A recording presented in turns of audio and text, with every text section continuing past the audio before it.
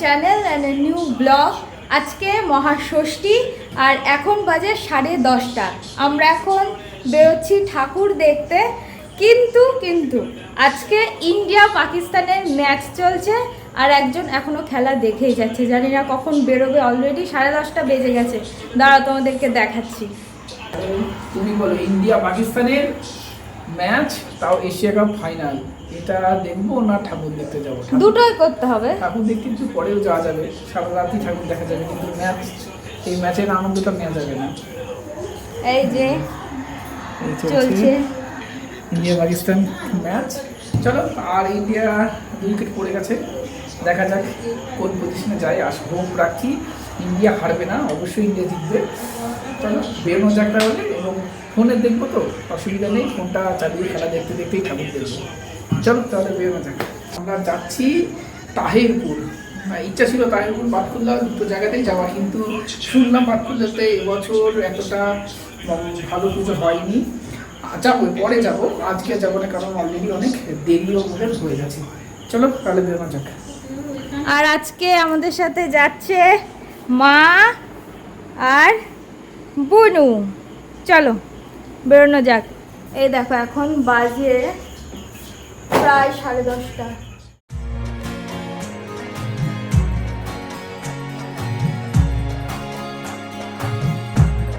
আমরা 4 জন দুটো গাড়ি নিয়ে বেরিয়েছিলাম। আমি আর বুনু ছিলাম আমার স্কুটিতে, আর মা আর সুদীপ্ত ছিল বাইকে। আমরা কালীনারায়ণপুর থেকে বীরনগর হয়ে আমরা তাহিরপুরের ঠাকুর দেখতে যাচ্ছিলাম, এবং তাহিরপুর দুর্গাপুজোর জন্য যথেষ্ট ফেমাস। চলো একে একে আমরা ঠাকুরগুলো দেখাচ্ছি, তাহলে তোমরা বুঝতে পারবে কতটা ভালো পুজো হয় তাহিরপুরে। প্রথমেই আমরা এসেছিলাম স্টেশনের একদম পাশেই যে ফুটবল গ্রাউন্ডে পুজো হয় সেখানেই।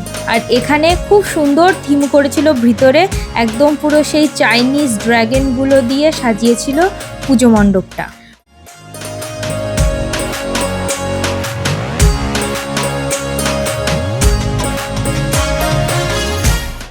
এখানের ঠাকুরটা সত্যি ভীষণ সুন্দর হয়েছে। প্যান্ডেলটা ছোট্টখাট্ট হলেও ভীষণ সাজানো গোছানো, আর মায়ের মূর্তিটা তো ভীষণই সুন্দর, তাই না? খুব সুন্দর, এবং ভিতরটা খুব সাজানো গোছানো। চলো তাহলে বেরোনো যাক। এরপরে আমরা চলে গেলাম তাহিরপুরের পরপর কয়েকটা ভালো পুজো যেখানে হয়। স্টেশনের ঠিক উল্টো দিকে বাঁদিকে রাস্তাগুলো ধরলেই এখানে 3-4টে খুব সুন্দর সুন্দর বড় বড় পুজো হয়। সেই ঠাকুরগুলো দেখতেই আমরা এগিয়ে গেলাম। প্রথমেই আমরা এখানে এসেছি, আর এটার থিম ছিল প্রেম মন্দির। খুবই সুন্দর লাগছিল দেখতে, মনে হচ্ছিল যেন আমরা সত্যি সত্যিই বৃন্দাবনে চলে এসেছি। এবং লাইটিংয়ের জন্য এই পূজা মণ্ডপটা আরও সুন্দর লেগেছে আমাদের। সামনে থেকে তো অপূর্ব সুন্দর লাগছিল, এবং ভেতরের এনভায়রনমেন্টও খুব সুন্দর ছিল, লাইটিং ভালো ছিল এবং সাজানো গোছানো ছিল।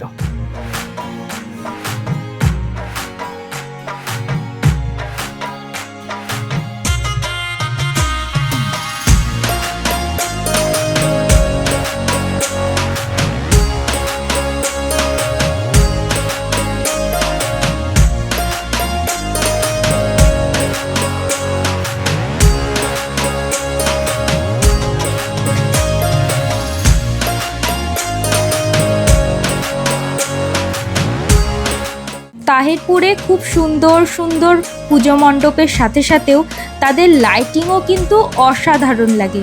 প্রত্যেকটা পুজো মণ্ডপের সাথেই খুব সুন্দর সুন্দর লাইটিং করে এরা। আর আমরা তারপরে এসেছিলাম তাহিরপুর খেলার মাঠে, আর এই মাঠেই বড় বড় দুটো প্যান্ডেল হয়। চলো তোমাদেরকেও দেখাই।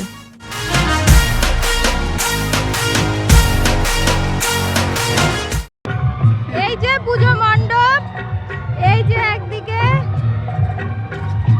আর খেলা কই, আর এই যে খেলা, সব একসাথে চলছে। ইন্ডিয়া জিতছে 12 বলে 17 দরকার। চলো সামনে থেকে তোমাদেরকে দেখাই ঠাকুরগুলো।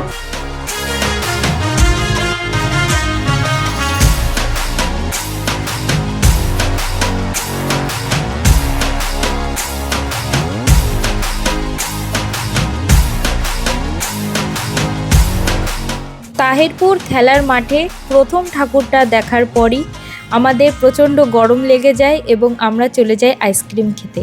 আইসক্রিম খাওয়া কমপ্লিট করে আমরা দ্বিতীয় ঠাকুরটাই দেখতে চলে আসি, আর এখানকার থিম ছিল জগন্নাথ মন্দির।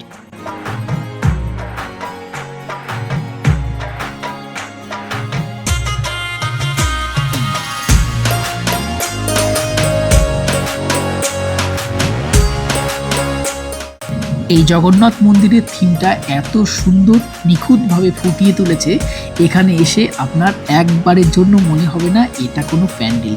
দেখুন নিখুঁত কাজ, শোলা দিয়ে নিখুঁতভাবে ডিজাইন করা এর মধ্যেটাও, এবং অপূর্ব সুন্দর লাগছিল এই পূজা মণ্ডপ।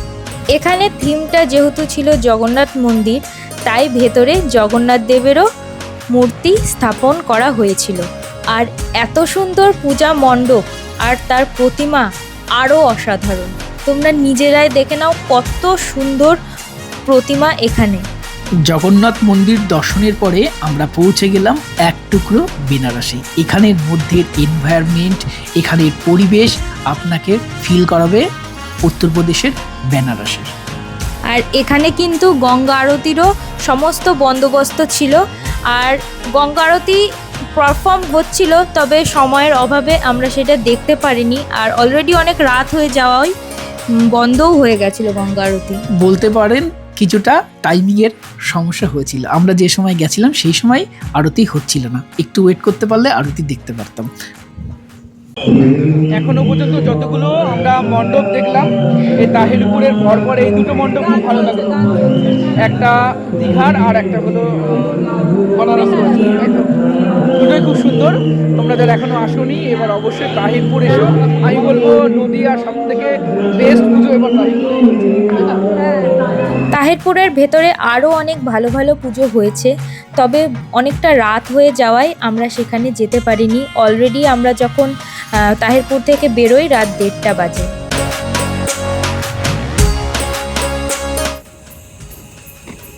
এখন 1:30 বাজে আর আমরা এখন ফিরছি।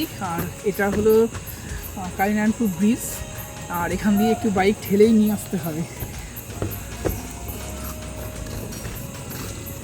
চলো বাড়ি যাওয়া যাক। চলো যাই।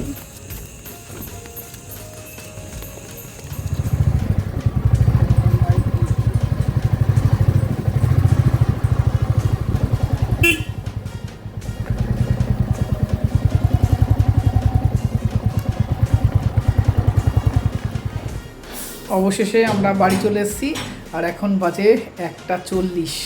বেশ ভালোই মজা হলো। আর তাহিরপুরের ঠাকুর সত্যি ভীষণ সুন্দর হয়েছে এবার। যারা এখনও পর্যন্ত তাহিরপুরের ঠাকুর দেখতে আসেনি তাদেরকে বলবো অবশ্যই এসো, এবং আমি বলবো নদীয়ার সব থেকে বেস্ট ঠাকুর কিন্তু এবার তাহিরপুরেই হয়েছে, কি বলো? আর আজকের ভিডিও আমরা এখানেই শেষ করছি। দেখা হচ্ছে নেক্সট ভিডিওতে। তোমরা চ্যানেলে নতুন হলে অবশ্যই চ্যানেলটা সাবস্ক্রাইব করে আমাদের সাথে থেকো। আর আজকের ভিডিও ভালো লাগলে জানিও, লাইক করো, আমাদেরকে আরেকটি এনকারেজ করো নতুন নতুন ভিডিও বানাতে। নমস্কার, সবাই ভালো থেকো, টাটা। টাটা।